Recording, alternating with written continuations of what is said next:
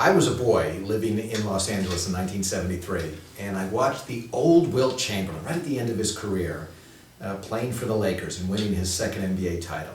And he was a defensive player then. He was muscled up, he wore his yellow headband, and he was averaging about 13, 14 points a game. And I heard that this was the man.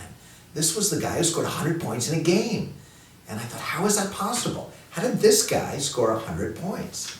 And so I never forgot Wilt's 100-point game. It lives in the lore of sports. It really is the Everest of American sports achievements, of an individual performance within a team game. And so I went back and researched it 35 years later. Wilt had already passed away. Actually, I started in 2001. Wilt passed away in 1998. And it was like going after a sunken galleon that's buried on the ocean floor and trying to retrieve little pieces of gold from it. 100 points. Think about what 100 represents in our culture. It's perfection.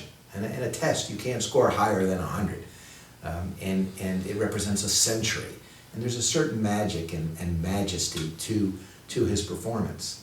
And there's also a mystique and a mystery to it because there was no television camera there.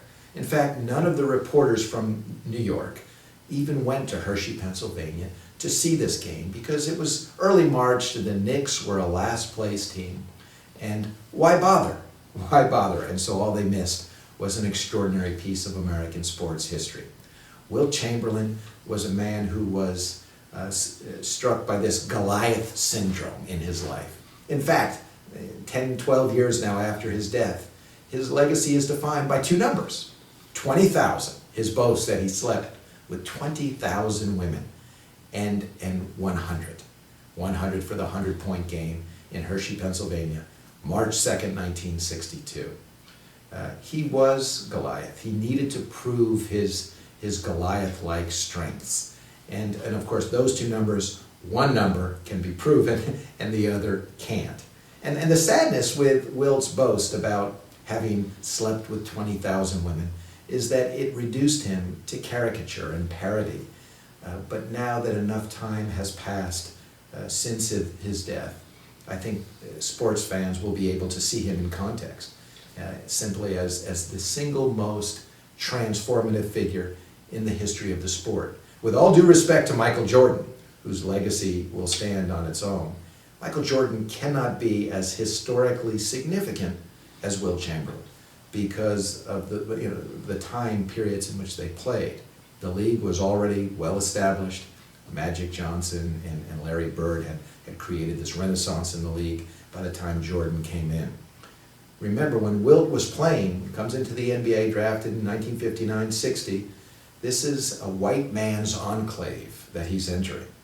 And now he comes into the 60s. Think of where we are in this country with the civil rights movement.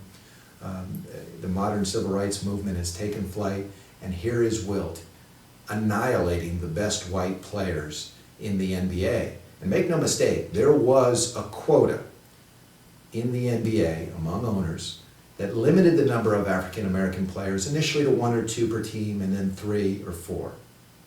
And here comes the Big Dipper, riding his drop-top Cadillac, showing a new form of the American dream. And that night in Hershey especially was the keynote moment of his keynote season. In that season, Wilt Chamberlain averaged 50.4 points per game. And that night in Hershey, he scored 100. 1 minute and 1 second to play. He has 98 points in professional basketball. I'll say that's a lot of points if you're playing grammar school kids, isn't it? Garen misses another. He's on the line again. Here it is. It's up. It's good. 167 to 146. Now let's see if they foul somebody quick. Rogers throws long to Chamberlain. He's got it. He's trying to get up. He shoots. No good. The rebound, Luckenbill. Back to Chamberlain. He shoots. Up. No good. In and out. The rebound, Luckenbill. Back to Rucklick. Into Chamberlain. He made it. He made it. A different dunk. He made it. The fans are all over the floor. They stopped the game.